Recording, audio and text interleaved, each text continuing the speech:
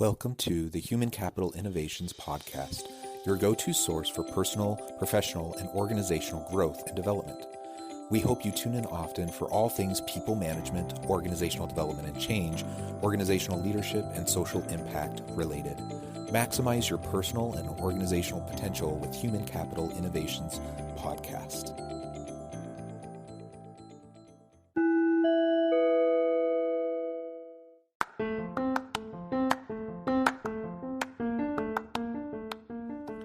Welcome to the Human Capital Innovations Podcast. In this HCI podcast episode, I talk with Minna Taylor about the role of confidence in employee performance.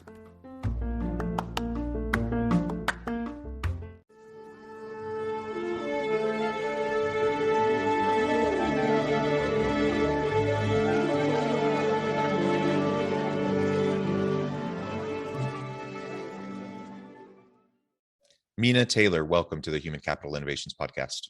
Oh, hi, Jonathan. Thank you. Thanks for having me. It's a pleasure to be with you today. And this has been a long time coming. We've had to reschedule a couple of times due to various scheduling conflicts. And even this morning, we were having some technical difficulties. So it's been an adventure, to say the least, to get things rolling. But it's a pleasure to be with you. I'm super excited to have this conversation. Today, we're going to be talking about the role that confidence plays in performance and really what we can do to bolster confidence and sustain it in a healthy way. As we get started, I wanted to share Minna's bio with everybody. Minna Taylor is the founder of Energize Your Voice, a New York City-based communication coaching and training firm. With an experiential approach rooted in the principles of play and performance, she and her team support organizations, individuals, and entrepreneurs to explore their full potential in public speaking, storytelling, and leadership communication. They have many notable clients. She has an MFA in performance with a concentration in speech and vocal production. Beginning her career as an accent reduction specialist, Minna went on to transfer her theater training to develop an innovative approach for professional development. Again, it's a pleasure to have you, Minna. Anything else you would like to share with listeners by way of your background or personal context before we dive on into the conversation? I think the important thing to note, and please excuse the siren, I'm in Brooklyn. The important thing to note, I think, with all this context is that I trained as an actress. I have my master's degree in acting. And so my entire approach, my entire philosophy really comes from play and the body. That's how I was trained. That's how I've sort of integrated and embodied all the things that I learned. And that's ultimately what I try to impart on my students and clients. So that should give people a little bit of context around who they're working with, a former actress turned founder Perfect. and business owner. Yeah, let's start then with a little bit about your background in performance leading to your work in terms of communication coaching and training. Tell us maybe a little bit about that connection and how you made that transition. And then we can get into more specifics about the role of confidence and how that leads to better sustainable employee performance. Yeah, absolutely. When we think about acting at its core essence is truth-telling with strategy. So all acting is standing bravely, standing still, looking straight, and telling the truth. That's it. And so if we then think about all that's entailed there, training as an actress, that's really about undoing habits that you've learned as a kid, undoing habits that we've learned through different patterns of behavior and interaction around relationship, and then really coming back into a neutral body. So that when met with a challenging moment, and in acting, there are a ton of them, right? We love drama. How do we still show up in that moment, presently prepared to rise to the occasion and prepared to be adaptable and listening and playful and responsive to what's going on in front of us? And so that's how I trained. I trained with the Atlantic Theater Company in New York, and I trained with Edith Skinner, Speak with Distinction, and Chuck Jones, voice work. And it was really all about the body. How do I show up? How do I say the lines? But ultimately, how do I pursue an objective? How do I do that truthfully? And how do I do it with a deep level of strategy and intentionality?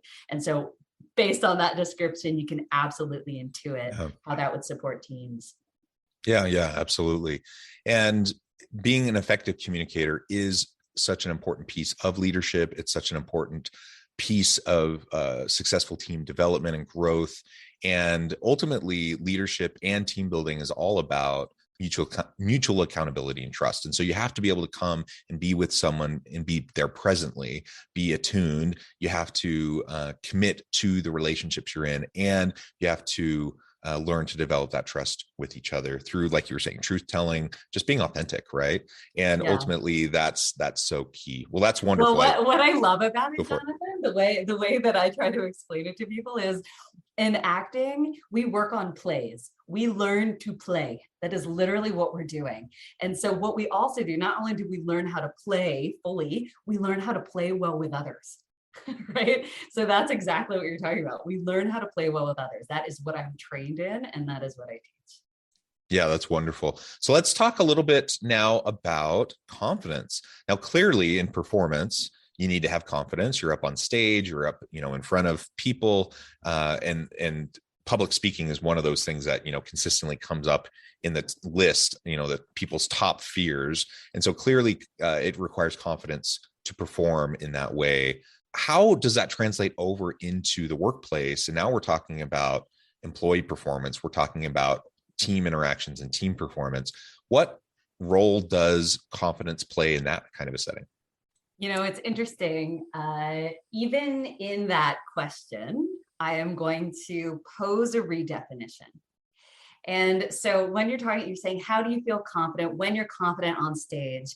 And so here's the entire premise of my work. And this is what I'm writing about in my book. This is what I teach in my group coaching course, which is confidence is not something you are. It is not something you're seeking to become. It is something that's perceived by others. What we ultimately are perceiving when we see confidence is a body that is open and available to breath, connected breath, a body that is open to physical and vocal expression, a body that is living right on the precipice of risk and failure, but somehow manages to keep it all together. And that's that sort of intangible space of aliveness and play. That is what we perceive when we perceive confidence. So we are not seeking confidence. We are seeking open body, open breath, and freedom of voice with the condition of play. So now we say, okay, how does that translate into the workplace? Well, that allows me to listen more deeply. That allows me to stay adaptable and agile. That allows me to engage in deeply authentic, co-created conversations with my leaders, with my team members, with people with whom we are trying to create new ideas for innovation and product design. When we are existing in these confident behaviors, we will have deeper levels of influence. We will embed deeper layers of trust.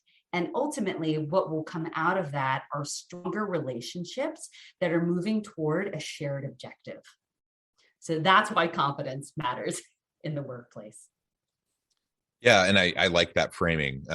So thank you for that. And yeah, the perception is so essential. Maybe one thing we can touch on really quickly is faux confidence. And maybe given the definition you just provided, maybe I even have to reframe the question. I'm trying to think about how to go about it. But we all know people who convey this kind of false sense of confidence, right? And they're blustery, they're puffing out their chest, they're trying to fill the room with this confidence, but they're not actually confident. People can see through that.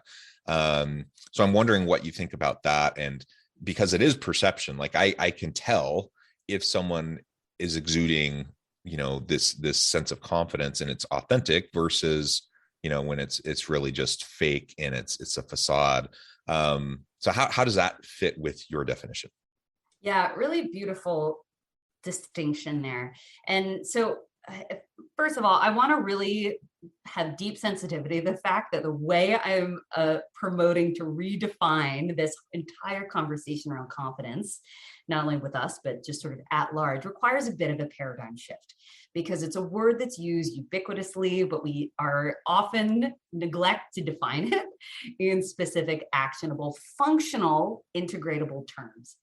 And so that's really what I'm seeking to do here. So using the word confidence in conversation, and I do it also, is not necessarily talking about confidence itself, right? So we have to sort of distinguish them different from behavior versus how we are defining our circumstances. Very different things. So as we're thinking about it with behavior, what you're expressing here is the experience of arrogance. So when arrogance and confidence are really close neighbors, when we shift into the space of arrogance, we're no longer working authentically. We're no longer working to connect. We're looking either to protect or assert. And so even we can feel this subtle distinction in the energy, right? If I'm arrogant, I'm not available to listening because I'm putting too much out, or I'm overly tense in the body. So I cannot receive you, right? I am now protecting myself. And I am also, so I'm protecting myself and resisting connection. Whereas confidence, we are not tense, we are soft in our body, we're prepared, we're activated, right? But we're not tense in our body, which means I can now receive you because my breath is open. So I'm literally inhaling, I'm getting inspiration from you. And I'm open and available to that. An arrogant person, you will not have that same experience, although they may come off as credible and capable and intelligent and lots of cool ideas, but you will feel a disconnect from being able to really penetrate them as on this human to human connection level.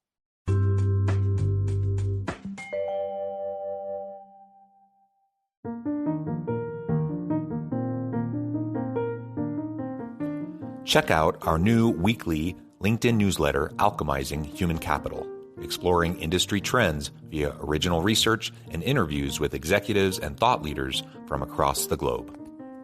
We look forward to having you join us.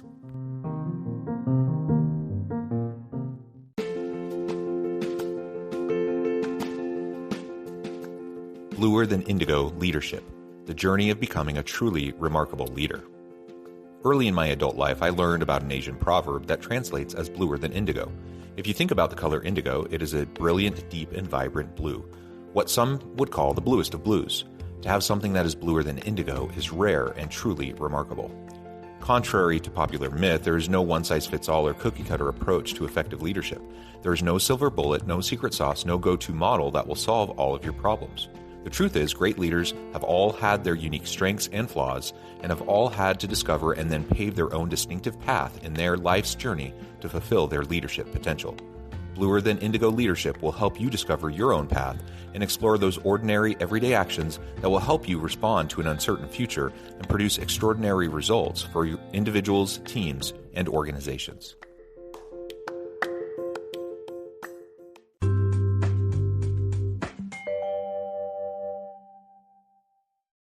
Yeah, I like that. And that connection is so essential. It's something that can't be faked.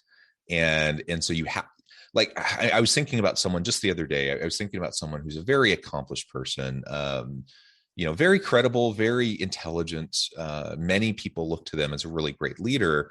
And yet my interactions with this person and the close interactions of many around me, who really are in the same space, feel like she's constantly just looking past or looking through you when she's talking to you. So she conveys a great sense of using kind of a different, my other definition of confidence. She conveys that kind of that power and control, and she conveys this, and she asserts this kind of I keep on wanting to say the word confidence. She keeps asserting, herself, and there's no actual connection, right? It's just a matter of this real sense that she's talking through you, talking at you, not really seeing you, not really being with you. And so whatever that kind of faux confidence is, it's not working, because it's not creating a meaningful relationship, a collaborative and reciprocal relationship. It's rather, as essentially, it's kind of dismissive and putting down, even if that's not her intention, right? And I believe that her intentions are probably good and that she's doing the best she knows how. But this is a common thing that I've seen in other leaders as well. And so it's important to really strive for that connection. And where we can bring compassion in here, Jonathan, when we experience arrogance, which sometimes makes us feel defensive or resentful or, judgmental when we experience someone that's arrogant or even confused or a little unsettled. If we can bring in compassion here, again, confidence is for connecting, arrogance is for protecting. It's not for attacking. It's literally about self-protection. So there are behaviors that are developed in a way that is overly assertive because there is underlying insecurity. And so if we can think about it from that perspective, that doesn't mean we gotta like it, right? But it does allow for that little layer of compassion, which ultimately is the thing that you are in control of, right? You cannot control the behavior patterns of others, but you can control the way in which you are triggered or engaged with your circumstances. And that allows you to maintain confident behavior, even when you're experiencing or in the presence of somebody who is witnessing or demonstrating arrogant behavior. And I think you can also reflect this on Amy Cuddy's research, right? So this idea of the power posture and the moving into this power pose stance. How I think about this is when people tend to maybe demonstrate arrogance on this initial pathway to the journey, because this idea of power posture is a layered on. So I call it like cloaking yourself in an idea of confidence. So now you're walking around in this facade of someone you think you should be, or looking like someone you think people want you to be like. Hey, I'm a woman. I'm in a leadership position. That means I have to be strong. I have to assert my voice. I have to interject. So think about the behaviors that are now developed as a result of that, as opposed to, right? So as opposed to going into this power posture, big, bold, potentially tense, overly exerted, we're doing too much. I say do less to allow for more. So when we're thinking about this notion of confidence, it can be simple, it can be still, and it can be silent. I love that. I love it. That's a really great way to interpret those interactions. And I like trying to have a compassionate approach to these interactions, because we're all just fumbling around in this world trying to do the best we know how, and we all mess up all the time and put our foot in our mouth or do things that are less productive. We are inherently fallible. There's no way around it. Yes. Well, so maybe in the last few minutes we have together today, we can talk a little bit more about what leaders can do to inspire confidence in their teams and themselves. I think the biggest thing that's well, there are two things. So one is listen, really embed listening versus responding as a primary driver, especially on Zoom, especially in these virtual landscapes. It can feel really challenging to make your voice heard, to get in there. So you may be ready to just hit the unmute button. Hey, I got something to say. Hey, I got something to say. And so really empowering people that listening is going to be the driving behavior around communication moving forward is not only going to make things feel a lot more tangible in terms of results, right? Oh, I actually heard you. So now I actually know what I'm supposed to do. And I know what you're doing and how we're working together on this. Amazing. We were patient enough in our listening to create established agreements and expectations and next steps. Huzzah. So that's the one thing, right? So listen. I like some things that none of this is novel. It's not new information, right? So we've got the 2 ears, 1 mouth, use them in that ratio, right? So listen. The other thing leaders need to do is facilitate connection. That doesn't mean all the Zoom happy hours. That doesn't mean making sure that you have these special events.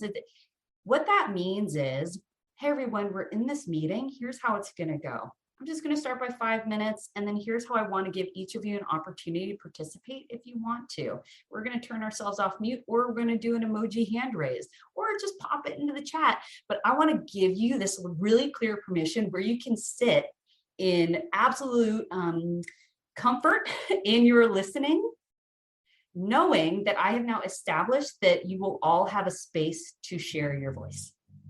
And if those two things are present, people will feel more at ease, less urgent, and more open to working together holistically, as opposed to feel like it's me against you for who gets the most airtime. Yeah, I like that. Minna, it has been a pleasure. I note the time. I'm going to have to let you go here in just a minute. We could go on and on and on because we've really just scratched the surface, and there's so many great things to unpack here. But for today, we're going to have to finish the conversation. Before we close, I wanted to give you a chance to share with listeners how they can get connected with you, find out more about your work, and then give us a final word on the topic for today. Yeah, I follow me on Instagram. That's the best point of contact. It's at @MinnaTaylor_EYV. And then you can also go to my website, which is just minnataylor.com. And why I'm directing you there as opposed to Energize Your Voice is because we are launching our Confident Body course, which is our group coaching course around the book, the Confident Body book, which will be released in May. So if you go to minnataylor.com, you can get all the information in terms of when that book will be released in both soft cover and ebook, and when the registration for that course is complete. So you'll get notifications around all of that stuff. Final word on confidence is speaking should be as easy as breathing. So make sure that your body is open to breath. I love it. Thank you, Minna. It's been a real pleasure talking with you today. I encourage listeners to reach out, get connected, find out more about what Minna can do for you. And as always, I hope everyone can stay healthy and safe, that you can find meaning and purpose at work each and every day. And I hope you all have a great week.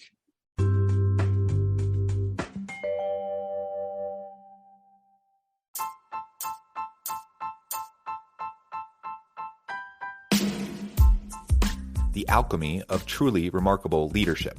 Ordinary, everyday actions that produce extraordinary results. Consider how the nature of work has shifted over the past 50 years. With increased globalization, rapid technological advancement, and the shift in economic composition, the average job of today looks very different than the average job of 50 years ago. What will the jobs and organizations of tomorrow look like? Moreover, what does this all mean for organizational leaders? What are the core competencies and capabilities of organizations and their leadership that are prepared for continued disruption and geopolitical and socioeconomic shifts? Regardless of what the future holds, increasingly, leaders need to be socially minded, data-driven, decisive, champions of talent, and disruptors of the traditional notions of leadership, teams, organizations, and work. The alchemy of truly remarkable leadership will help you to explore your own leadership competencies and capabilities and consider ways to apply and implement them into your workplace and personal life.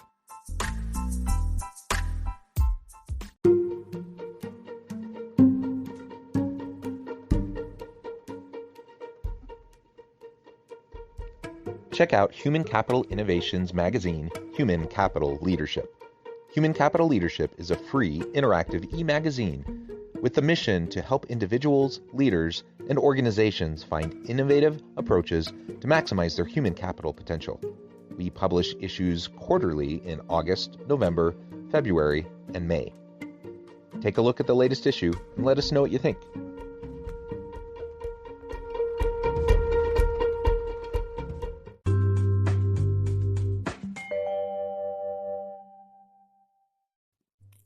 Thanks again for joining us for this episode of the Human Capital Innovations Podcast. I hope you stay healthy and safe and that you have a great week.